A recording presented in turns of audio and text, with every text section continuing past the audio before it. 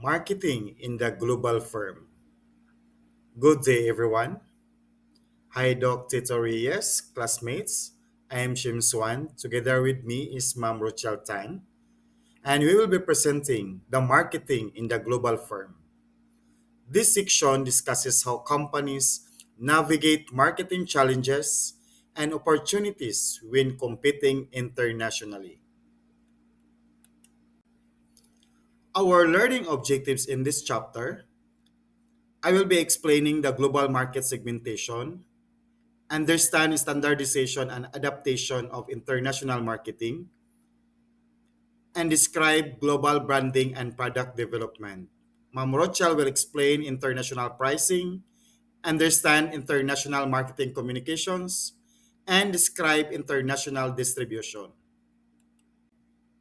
So, what is global market? The global market refers to the international trade system in which goods, services, capital, and information are exchanged across national borders. This concept involves the involvement of various countries in the production, distribution, and consumption processes.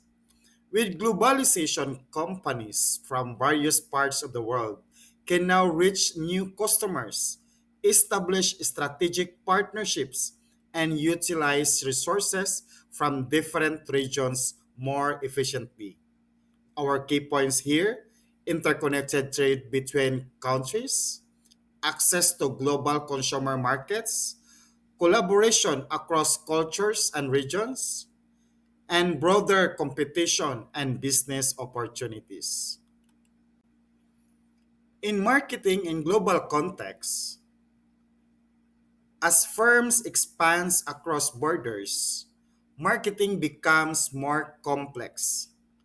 Companies must understand cultural, economic, and regulatory differences in every country they enter.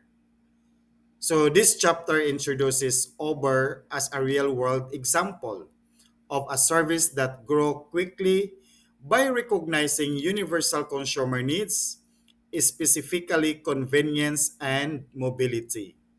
So this sets the tone for the rest of the discussions on how firms design global marketing strategies.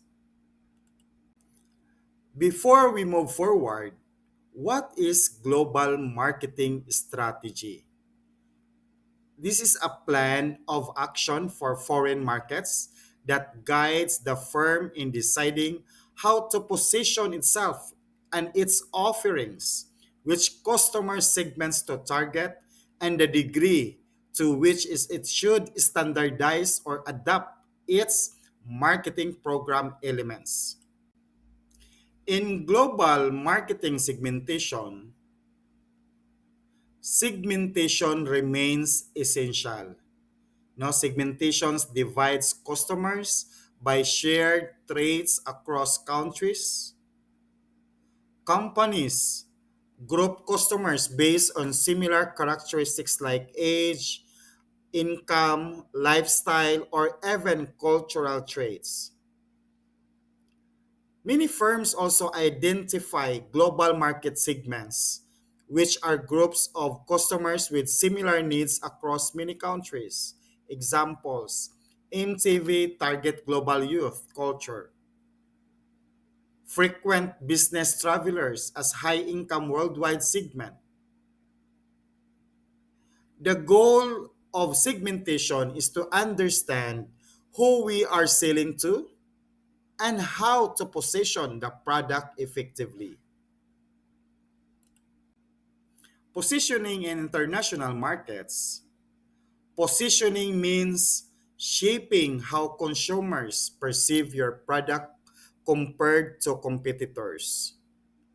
For example, BMW positions itself as a luxury performance brand, while Volvo is associated with safety and family orientation.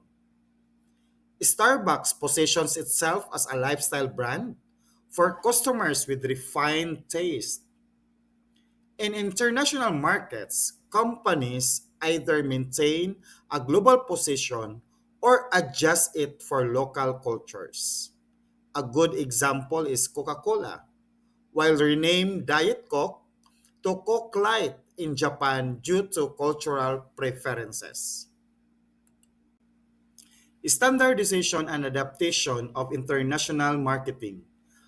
Adaptation, the firm's efforts to modify one or more elements of its international marketing program to accommodate specific customer requirements in a particular market.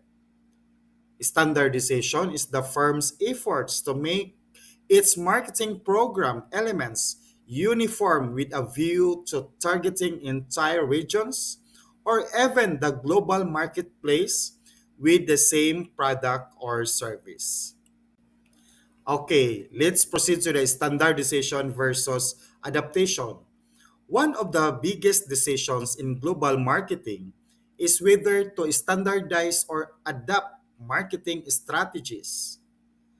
Standardization means using the same branding, advertising, and product features worldwide. This reduces cost, promotes a unified global brand image, and takes advantage of global similarities. Best when customer needs are similar worldwide. On the other hand, adaptation adjusts the marketing mix to fit local preferences, regulations, and cultural expectations. For example, food companies often change flavors and packaging for different markets. Both have clear advantages depending on the product and country. So, like for example, here Coca-Cola name and formula variations across markets. Balancing the two strategies, no? The balance, standardization plus adaptation. Rarely do firms choose 100% standardization or 100% adaptation. Most successful companies integrate both. Global brands like Starbucks, Sony, and Volvo use consistent global positioning but adapt specific products or promotion locally. In reality, most global firms use mix of both approaches. This is known as a hybrid strategy. Companies like Starbucks and Sony maintain a consistent global brand identity but still adapt certain messages or product elements to suit local tastes. This balance allows companies to enjoy the cost efficiencies of standardization while staying relevant in local markets. Next is global branding. A strong global brand creates trust and recognition across many countries. Consumers expect the same product quality wherever they buy it. Companies such as Apple, BMW, and Starbucks have mastered global branding by maintaining consistent brand values and customer experiences while still allowing for minor local adjustments. A successful global brand ultimately becomes a company's most valuable asset. So like for example, this logo alone, may balaan mo na siya unsa na nga company, no? Like Shell, McDo, Apple, Louis Vuitton, Nike, Jollibee in our local company. So through this company logo, we will identify unsa na siya nga klase nga brand, right? Now for global product development for global market involves designing items that appeal to customer across various countries. Some companies develop products from centralized R&D team, while others create regional research hubs for better local insights. An example is the automotive industry, which creates global vehicles models but must still adapt specifications to meet local safety laws and customer preferences. The key here is creating products that satisfy both global standards and local requirements. And that's all of my explanation of my topic. We're done with the global market segmentation, standardization, and adaptation of international marketing, the global branding, and product development. So, Ma'am Rochelle will continue to explain the international pricing, international marketing communications, and international distribution. Thank you.